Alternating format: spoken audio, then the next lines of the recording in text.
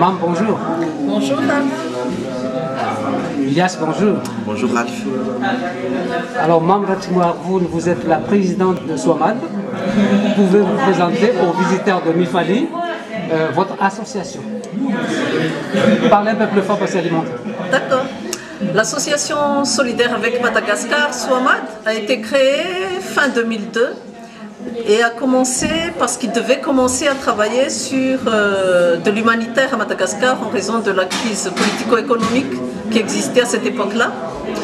Et l'activité première a été la fourniture de médicaments dans plusieurs centres médicaux de plusieurs régions, fréquentés par des patients démunis. Et la deuxième action de l'époque était le règlement des frais de scolarité d'enfants des écoles privées pauvres des environs de Tananarive, dont les parents venaient de perdre leur emploi. Mais dès la création de l'association, nous avions décidé de travailler pour le développement durable. Et donc nous travaillons désormais beaucoup sur l'éducation et également sur le développement rural. Le développement rural actuellement est notre principal axe d'action et l'activité majeure qui nous occupe actuellement est la construction de puits dans la région Andouille. Et nous avons également un autre projet de développement rural dans le nord, dans la région Sava. C'est l'aménagement de 600 hectares de zones marécageuses pour en faire des rizières. Nous y travaillons à la demande d'une association de la commune de Bemanevi. Voilà, je pense que je peux résumer de cette manière. Alors, je vais donner la parole à Ilyas, donc le secrétaire général. Donc, Madame la Présidente, elle a quand même résumé en gros les activités de votre association. Pouvez-vous donner quelques détails donc, sur les activités de SOMAD depuis le début de sa création? Alors, comme Madame la Présidente vient de le préciser, le point de départ de SOMAD, c'était dans le but humanitaire. Il y avait une gestion d'urgence suite aux problèmes politico-sociaux à Madagascar. Et à cette époque-là, on a fourni pas mal d'aides financières et matérielles pour la scolarisation des enfants dont les parents étaient licenciés des zones franches suite à ce problème politique et social à Madagascar. Il y a aussi l'approvisionnement en médicaments de différentes CSB ou dispensaires à Madagascar, des médicaments, des collectes qu'on fait ici en Europe, en France, et qu'on envoie à Madagascar avec des suivis réguliers. À l'heure actuelle, on approvisionne, je crois, 6 exacts, en moyenne un CSB, centre santé de base, par province. Il y a aussi un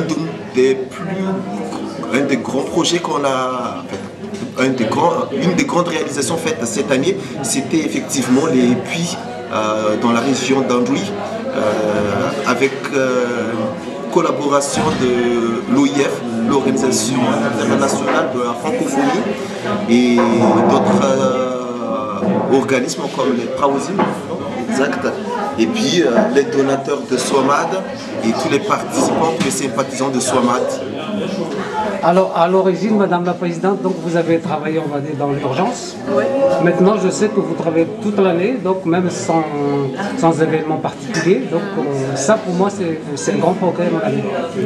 Merci beaucoup. Cela nous touche. Et effectivement, notre objectif est de rendre les populations que nous appuyons temporairement, donc de les rendre autonomes.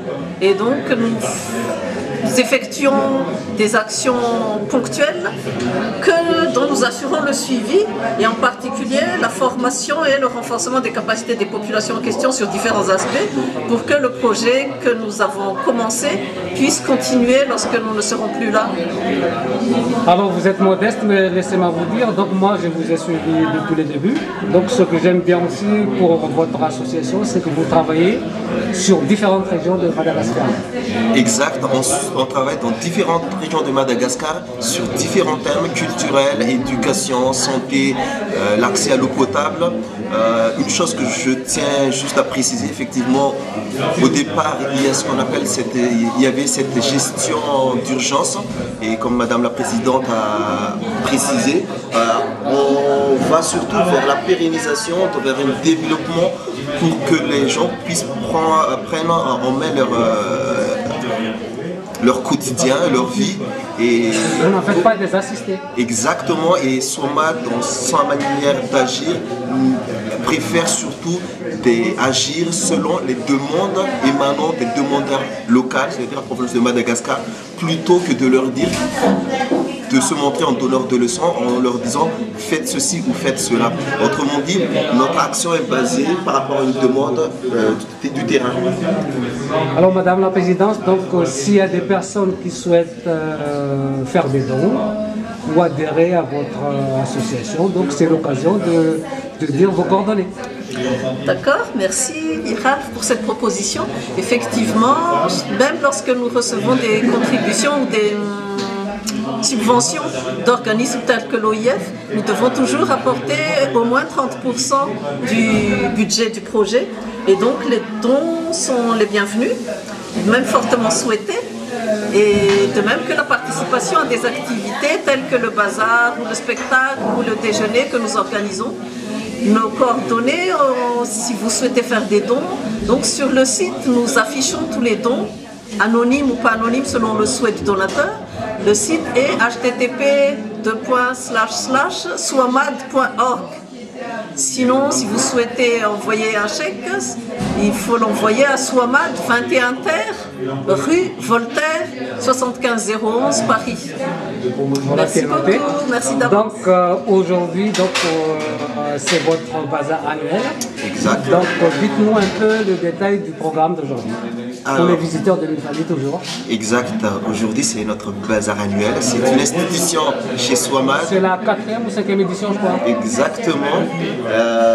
Alors, le bazar est ouvert depuis 13 h exactement. Il y a l'ouverture des bazars pour les produits artisanaux. Il y a la restauration aussi qui est ouverte. À partir de 16 h, la première partie de notre spectacle va commencer. Elle aura pour thème les différentes richesse et diversité culturelle à Madagascar, dans les chants, musique et dans la façon de s'habiller, dans la mode.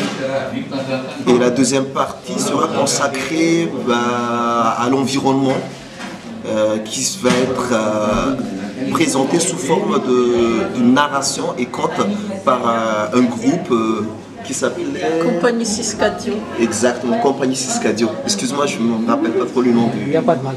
Donc je vais donner le mot de la fin à Madame la Présidente. Est-ce que vous avez un message particulier à adresser aux visiteurs de Mifali toujours? Oui, on est sur Mifali. Notre message est rejoignez-nous pendant les manifestations que nous organisons pour que vous puissiez mieux nous connaître et surtout pour pouvoir participer aux actions à Madagascar. Une de nos particularités est de faire un compte rendu à tous les donateurs et à tous les participants aux manifestations une fois par an au cours d'une séance que nous appelons Rencontre avec SOMAD, où nous présentons même notre rapport financier détaillé.